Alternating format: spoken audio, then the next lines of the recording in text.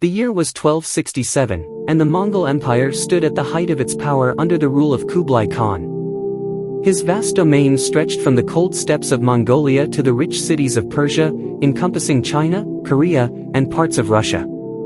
From his grand palace in Khanbaliq, what would one day become Beijing, he ruled with wisdom and an unquenchable thirst for knowledge. Scholars, engineers, and artists from across the world sought his patronage.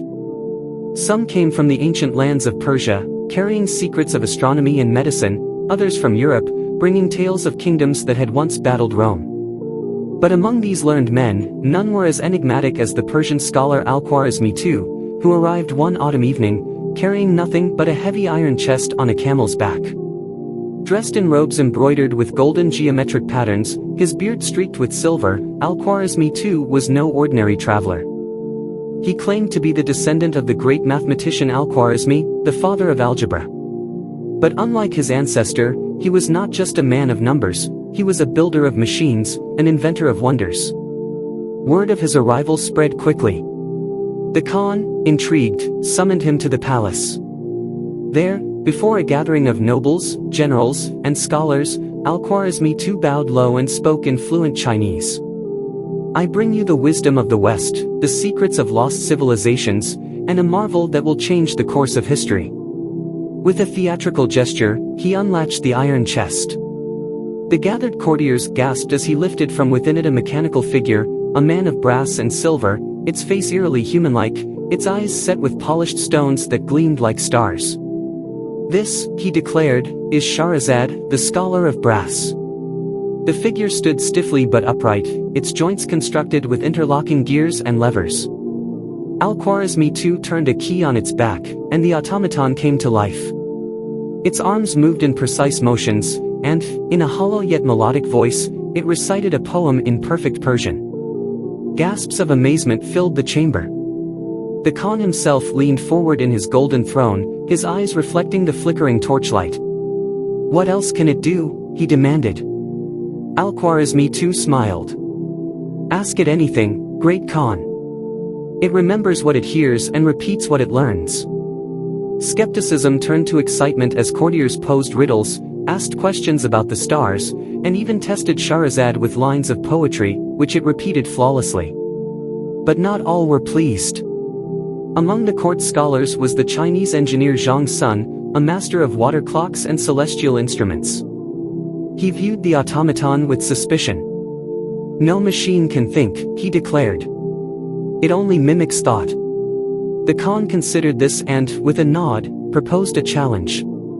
If Shahrazad could defeat the court's greatest strategist in a game of chess, it would be accepted into the palace as a true marvel of knowledge. If it failed, Al-Khwarizmi II would be exiled, and his machine dismantled. The court was abuzz with excitement. Kublai Khan's strategist, a man named Bao Ji, was a master of xiangqi, Chinese chess. His victories in strategy had helped the Mongol armies claim dozens of cities. He was not a man who accepted defeat easily. As the game began, the pieces were arranged carefully on the ornate board. Al-Khwarizmi II wound the key on Shahrazad's back, and the automaton lifted its arm with clockwork precision, moving the first piece forward. The game lasted for hours. The machine played with unsettling efficiency, its movements exact, as though it could see a dozen moves ahead. Bao Ji's brow furrowed as he countered each move, his mind racing. The courtiers whispered in awe. And then, at the final moment, Bao Ji found an opening. With a triumphant smile, he moved his horse-shaped piece into place. Checkmate. A stunned silence fell over the hall. Shahrazad froze, its gears clicking softly, unable to respond. The Khan chuckled. A fascinating machine, but still no match for a human mind. Al-Khwarizmi II bowed deeply. "Indeed, my Khan. No machine should ever rule over men, nor replace the wisdom of a scholar.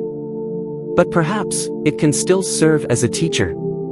Kublai Khan nodded thoughtfully. "Then it shall stay, but not as a master, only as a tool."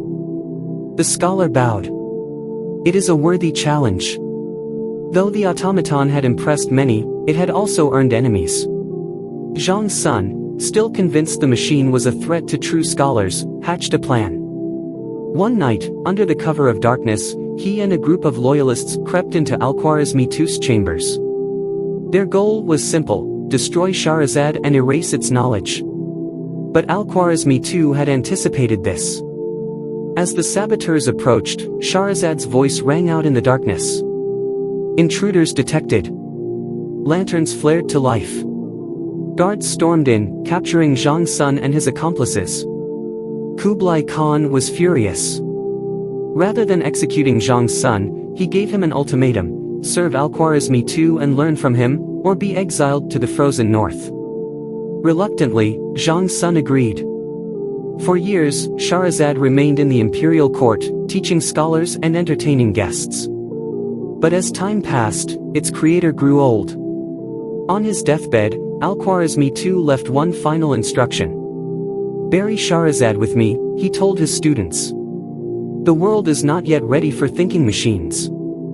And so, the automaton was placed in a grand tomb beneath the earth, its gears stilled forever, until centuries later, when an excavation would uncover its lost secrets. What happened to those secrets? That, dear reader, is a story yet to be told.